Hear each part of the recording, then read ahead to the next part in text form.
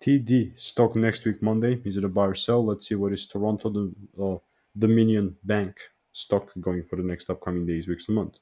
Toronto Dominion Bank sitting at like 6% down for the day. And I do see this is the 5 minute chart, so don't worry, it's not that bad. Or is it, right? Is it that bad? Always looking at it from a broader picture. First things on the list. Yeah, this is a very good bullish trend. So honestly, man, even though it's ranging right now, it's in good hands, It's in good hands. And like I'm not really gonna really position myself anything bullish unless the price starts giving me double breaks to the upside, meaning I want to see first breaks above like $60 and then above 61 or whatever, right? Whatever the range is going to be at. And only when that happens is when I'm pulling the trigger to the upside. And at least I'm going to aim for the highs there. So anything right there, you just noise, and I'm really not interested in it. So for a 100% free course, check the first link in the description. These are the ratings of the course, so check it out yourself too.